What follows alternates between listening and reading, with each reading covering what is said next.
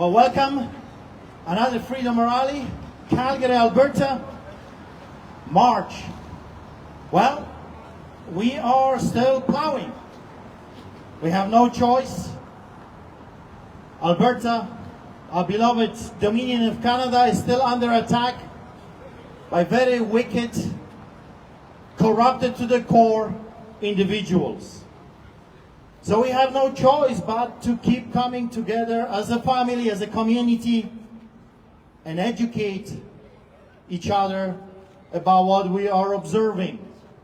As you know, today in the church we were talking about a little bit about fentanyl and how many people are perishing and already perished because of that drug that Canadian government is freely giving to the people, which is an insanity at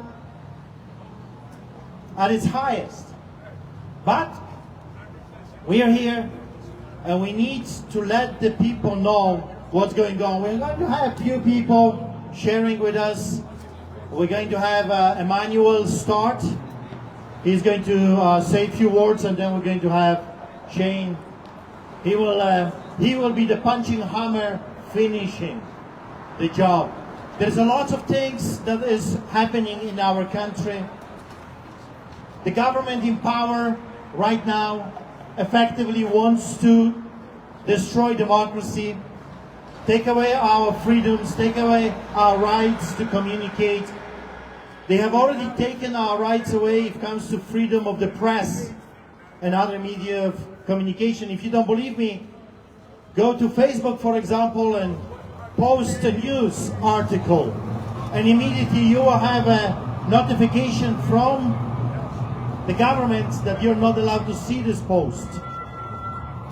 Soon there will be any post that is talking about freedom will be prohibited in Canada, just like we have seen under communism and socialism, behind the Iron Curtain under the boots of the Soviets. And this government, this wicked evil government, is not stopping. That's the problem. So we cannot just enjoy our lives and go and golf and visit restaurants and other places, because soon we will have no other places to go to without a special passport from the Communist Party of Canada. So we'll start with Emmanuel. Again, thank you so much for coming. Thank you so much for watching. It's very important. Information, and I said this so many times, is more valuable than money. Truth. Everything is about the truth. Did God really say that? Because the truth sets the captives free. Okay, Emmanuel. Thank you, Pastor Art. Always a pleasure to listen to your truth. I'm just going to say a few words, and I want to start by giving you my opinion of what I observe and what I believe to be true. And that is that the world today largely has walked away from God. That's the first thing. Most of the world has walked away from God, and we see the results of that. One of the blessed nations of the world today is the United States of America. And this is a result of the ongoing revival that is going on in America. This is the result of the fact that many, many Americans have returned to God and to Jesus. And so the nation of the United States is now one of the freest, one of the most prosperous nations in the world, and that is because God has returned to America. If you compare Canada to this, Canada is on the complete opposite side of America. Most of Canada have become atheists. They've learned to basically bow to the transgenderism, the wokeism, all of the evil things that they're planning with children. This is a mockery of God, our God. This is the biggest of sins. I will remind everyone again that in the Bible it says that those who harm the little ones would be better off to tie a millstone around their necks and be thrown into the depths of the sea, because judgment will be easier on them than that. So this gives you an idea of where we are. And I just want to, switching now to politics, before I do that, I wanted to basically say to Canadians, Canada is a doomed country. Canada cannot prosper. If Canada doesn't have the support of the United States, Canada is finished. And so, I want to point this out to the people that are listening. We are now in a battle with tariffs. A tariff was a way for governments to raise money from the sale of their products to foreign countries. They would levy a tariff on the product that was coming to Canada, and so all the other countries around the world do the same thing. The original plan for the tariffs was to minimize the income tax that the regular people that are working for a living would have to pay in order to maintain the country. So governments adopted to use tariffs. So tariffs have been with us for a long time. They're not evil, but now they're becoming evil. So much so that there is a major revolt in Canada, because President Trump of the United States has rightfully said, we're going to charge a 25% tariff on Canada, on anything that comes into the United States. And why shouldn't he?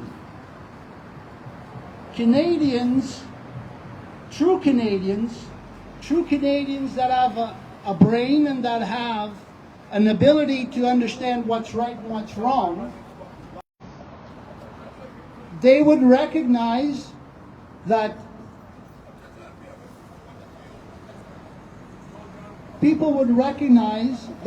Canada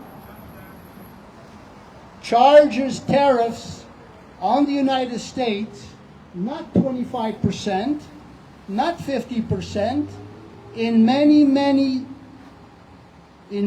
products that are sold that are brought from the United States into Canada, come with a tariff up to 292%. Yep. Not 25%, 292% of the dairy products that come from the United States into Canada have a 292% tariff, which means that if America ships a gallon of milk to Canada, we should be able to buy it here for $2. But because of the 292% tariff, that jug of milk now costs $7. So that's the difference. This is something that Canadians are quite used to, because Canada has been robbing the United States blind in tariffs. Canada charges tariffs on almost everything that comes from the United States. And now Trump stands up and says, well, this is not a fair trade deal. We're going to charge you 25%. Canadians are all uptight, and they basically have pretty much declared war on the United States. They're threatening to team up with France and Britain to effectively have the power of nuclear arms that the French do and the Brits do. And they're threatening the United States with potential major war power. So it's really sad as a Canadian, I've been here a long time, it's really sad to see what is going on in this country. To me, personally speaking, to me, the Canadians have to be among the stupidest people in all of the world. And I say that reservedly because it pains me to even think that that's possible. But it's a fact. Canadians continue to vote, continue to live their little lives. They don't bother showing up to a rally in opposition to anything. The people are basically content with staying home, sitting on their couches, watching their Netflix stuff, or worse. They don't show any support for the people like us that are standing for our rights. We have our rights, but our rights have all been taken away from us. So, I don't need a permit. God gives me the permit. I got God's permit. Anyway, I'm done here. I said what I needed to say for today, and I thank you all for listening.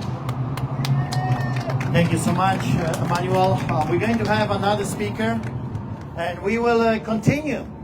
We'll continue letting Canadians, and actually the whole world, will continue to educate, to let you know what's going on, what the whole thing is all about. I think it's very important to keep doing what we're doing.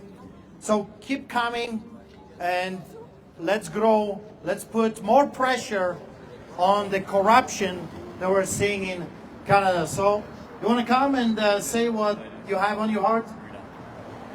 Thank you very much. And so, yeah, Manuel is totally correct. I mean, you just look at if you've ever lived in the States, which I have, you can get twice as much Haagen-Dazs for half the price. What we pay up here. Sorry, I just need to say one more little thing here, which I just found out the other day. Everybody probably knows Canadian Club whiskey, right? A bottle of Canadian Club whiskey in the United States costs $16 American. Do you know what Canadians pay for a bottle of Canadian whiskey made in Canada, sold in Canada? $56. Sorry, I've just been corrected. $46. So the United States get our whiskey and they sell it for $16. Our whiskey is made here and we pay $46. Please, when is people going to wake up? The government of Canada doesn't need to charge the United States any tariffs because they're charging us the tariffs. Good point. Well, you know, I'm reminded of a classic Canadian horror movie, 1970, Black Christmas, Olivia Hussey, etc., etc. That was the first film to coin the expression, "The calls are coming from the house. Get out of the house." That's the problem in Canada. The mass media has us all hating Donald Trump. The calls are coming from in the house, folks. Our problem is right inside this country. I'm going to be talking about the judicial system. Before I begin, just a quick point. 2 disappointing trials this week, Thursday. Derek Reimer representing himself very capably in another show trial. This was, relatively speaking, a minor offense. It was heard in traffic court. But it's a $1,000 ticket, and the charge is affixing a banner to a bridge without a permit. It's interesting but disappointing watching a bylaw officer lie through his teeth, contradict the video evidence that Derek Reimer had prepared, and guess what? In the year 2025, the courts still haven't figured out how to play audio in the courtroom. So it was on the big screen, but the audio wasn't heard other than out of the laptop. And of course the bylaw officer said, I couldn't really hear. Derek Reimer was making the point, are you sure you asked me if I had a permit? I've watched the whole video. I know the bylaw officer never mentioned it. I know it was never mentioned in his summary report.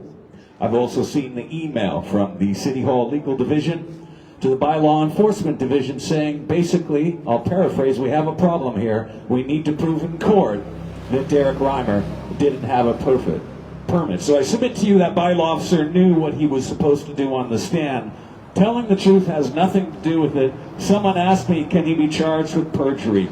No, it's not going to happen. If you're in the government, you will never be charged with perjury.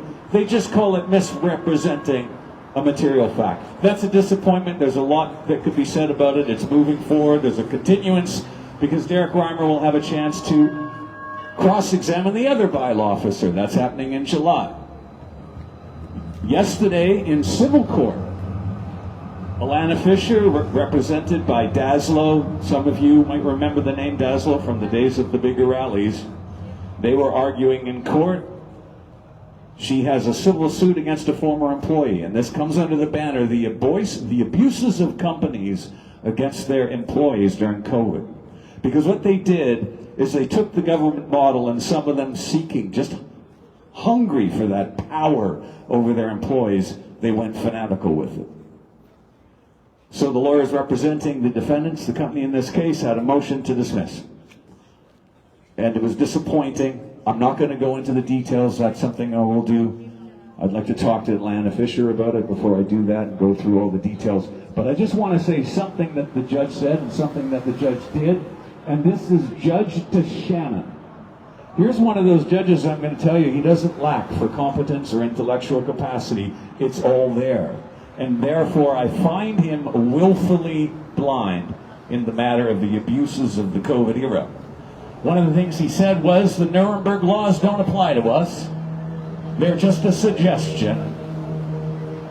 It's interesting, it doesn't occur to him to say perhaps they ought to apply. Perhaps within my judicial discretion, I ought to consider what the nations of this earth agreed to after the horrors of the Second World War. He didn't say that. He just said, they're just a suggestion. And then he made a comment I found really curious. He said, the Supreme Court of Canada is the law of the land. Now, if he had said, when it comes to case law and precedents in the courtroom, I am bound by the rulings of the Supreme Court. But he didn't say that. He said, the Supreme Court is the law of the land. I thought that the law of the land was the law of the land. Am I wrong? Am I wrong, Christoph? Right. Okay, I'm going to come back to that theme at the close of my speech. We're going to be discussing the recent decision of the Chief Justice of the Federal Court of Canada, who's decided, and that's not him, that's someone else. Do you know Paul Crampton? He's the Chief Justice of the Federal Court of Canada. He's sided with Justin Trudeau, and we're going to take a look at his statement. But I need to introduce to you two concepts, justificatory and justiciable, because these words came into his ruling. So I'm just going to take you back to time, Stellies High School, 1979, 1980. I was in grade 10 and I skipped foods class, second period. And Mr. Garraway, the principal, was making the rounds in the library, asking us layabouts, why are you in the library, Dan? Well, I'm really not supposed to be here, sir. Well, then you better get out of here. He asked me, and I came up with some story that might have been true or not. I'm not going to give evidence against myself. The right to remain silent, thank you. Manuel agrees with me. But I might have indicated to him that I had some understanding with the foods teacher, Miss Atherton, that I was permitted to be here at the library. He went away and he apparently investigated. I went to my locker, put on a vest, which I thought would be a suitable disguise, and I returned to the library at a different location. I never saw him again. I thought I got away with it. And at the end of the day, instead of leaving through the nearest exit, I made my way all the way to the end of the school to the yellow locker bay. Why the yellow locker bay? Why? And as I got there, it was like a scene out of The Good, the Bad, and the Ugly. I entered the triangle of the locker bay, and there was Mr. Garraway, and there was Miss Atherton, my foods teacher. And he came up to me and he said, it turned out I had no excuse to skip class. And I immediately went to summary trial, which over the next 2 days involved the principal and the vice principal, Mr. Hunter. And here was the principal's findings in this summary trial. He was the judge and the jury. He had interviewed all the witnesses. The evidence was before him. And his finding was stated as follows: Shane, guys do a lot of dumb things in this school, but one thing we don't tolerate is lying. We're going to crucify you. Those are his exact words. So that was his finding. I had a justificatory burden to explain why was I in the library when I should have been in food school. And I did not meet the threshold of that burden. Number two, he determined implicitly that this situation was justiciable. That meant that it could go to trial. And the summary trial happened right in his office with the vice principal, Mr. Hunter, looking at me like I was the worst criminal and lay about in school. So there it is. We're going to move forward, and we're going to talk about what did the Chief Justice of the Federal Court say regarding Justin's decision to have Parliament shut down. It's called proroguing. Proroguing. I researched it. Now I know how to spell that word. It was hard to research when I had no idea how to spell prorogue. He shut down Parliament. So we're going to go right to what the Chief Justice said. 3 statements. Here's the first statement.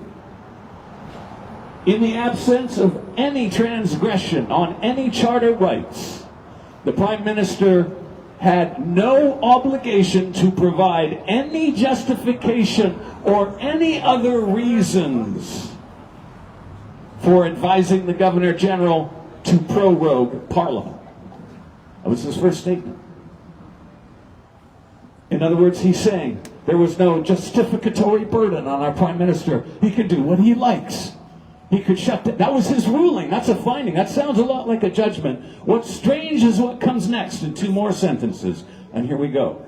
Moreover, the Prime Minister, in deciding to prorogue Parliament rather than dismiss Parliament and call an election like Joe Clark did in early 1980 when his budget failed to pass in December of 1979. Why did Joe Clark do the right thing? I'll tell you why Joe Clark did the right thing. He doesn't have an admiration for the basic dictatorship of China. He said, this decision is not justiciable. That would be like me telling the principal, this matter of me skipping class is not justiciable. I will not submit myself to this summary trial. It can't go to trial, sir. That's what the the Federal Court Justice is saying. It's not justiciable. It can't go to trial. I asked the question of His Honor, then why did you give it a trial? Why did you decide to argue the merits of the case? I'm going to continue that in a minute. We're going to go to his 3rd sentence in this decision printed by the CBC. And among other things, this was a highly political choice. No kidding. Well, you got that one right. Isn't that amazing, Carol? That the Chief Justice got something right. This was a highly political decision. You better believe it. But there is apparently no objective or other legal standards against which to review that choice. So I got a quick question for His Honor, the Chief Justice of the of the Federal Court. There's Federal Court, Appeal Court, and the Supreme Court of Canada. If you have no standard against which to review it, why did the Supreme Court of the United Kingdom find a standard against to review the proroguing of Parliament by Boris Johnson in 2019? Boris Johnson was maneuvering that country out of the European Economic Union. It was called Brexit. He wanted to and did prorogue Parliament. The Supreme Court said, no, you have a justificatory burden to explain why you're doing this, and furthermore, you are interfering with the sovereignty of Parliament. Meaning, amongst other things, there's no parliamentary oversight, watching what the government as Johnson is doing in negotiating this deal known as Brexit. So I ask the Chief Justice, he's not a law student. Well, I'm not really aware what goes on in the United Kingdom. He's the Chief Justice sitting on our federal court, doesn't know about the standard applied in the matter of the People versus Johnson. Doesn't know it. Doesn't know it. It doesn't appear to be any objective or legal standard. Are there legal standards that are not objective? Well, I guess hate crime legislation, that's pretty touchy-feely, subjective mishmash that's infected the framework of our laws. Maybe he's meaning that. So I come down to the contradiction. He said it's not justiciable. then why did you render a finding arguing the merits of the case? Let's go back to the first sentence. As soon as I can remember it. We're going to be right back there, I promise. In shutting down Parliament, in the absence of any transgression on any charter rights, right there, he's arguing the merits of the case. If you're going to just look at it to see if it's justiciable or not, you look at the pleadings. You look at the pleadings. He's arguing the merits of the case, and furthermore, he has subjected it to his own trial outside of the court. Justin Trudeau had no obligation to explain why he shut down Parliament. That's his ruling. He's had his trial. Folks, through this mishmash of language, and I talked to Paul about this, Paul calls it pure sophistry. It's like he's saying this is unworkable. I've just done the work. Here's the work. He didn't have to give you an excuse, but it's unworkable now. So that is the state of the judicial system. Unaware and deceitful at the same time. I've said it before, you never know where incompetence ends and malice begins. And so as it turns out, I asked the question, and in closing, do you think Beijing needs permission to shut down Parliament? Oh, they don't have a... Oh, he doesn't know what he's talking about. China doesn't have a Parliament, and neither does Canada. Thank you for listening, folks.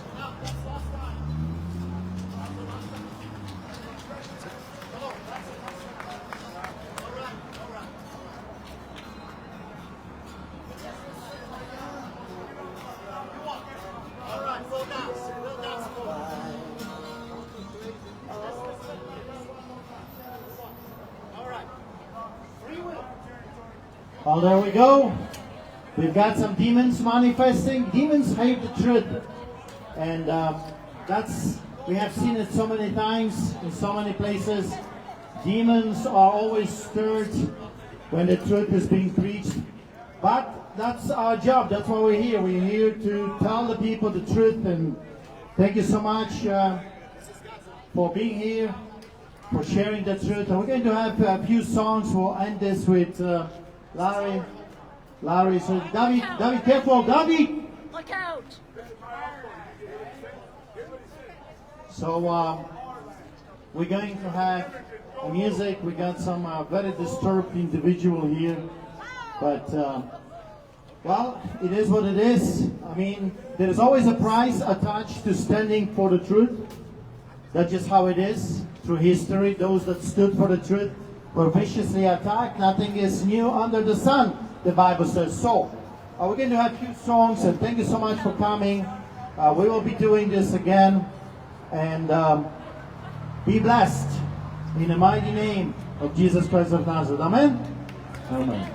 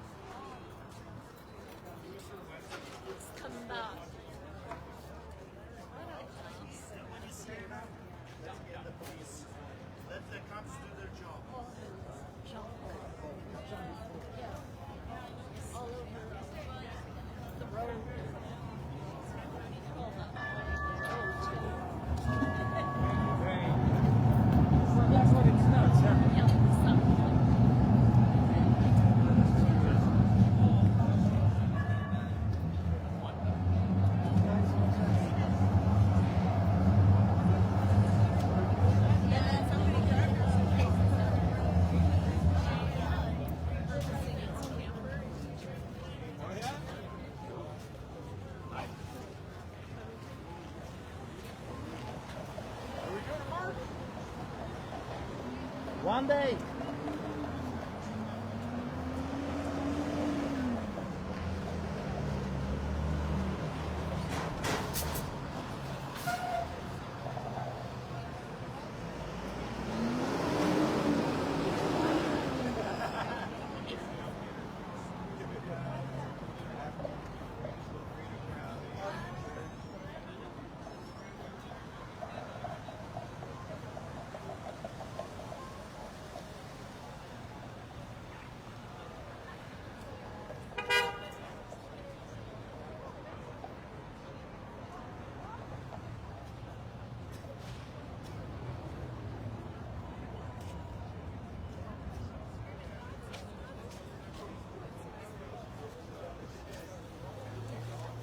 So this young lady that went unhinged, what did she say?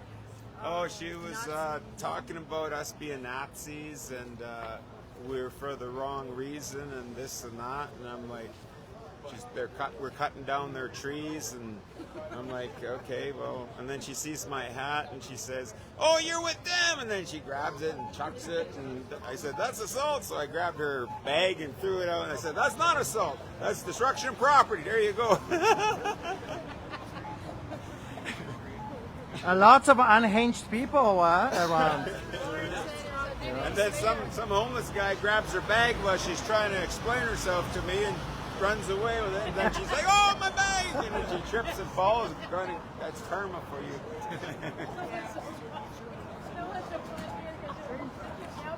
Crazy times.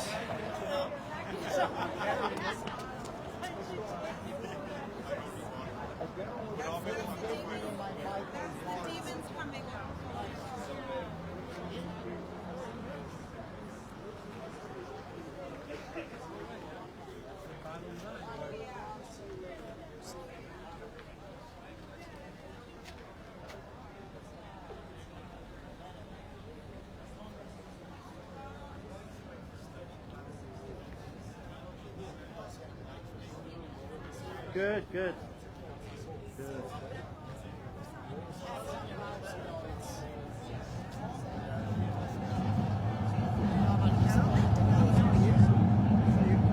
Okay, folks. See you next time. Be blessed, stay strong. If you want to support what we do, go to streetchurch.ca, streetchurch.ca, and see you next time.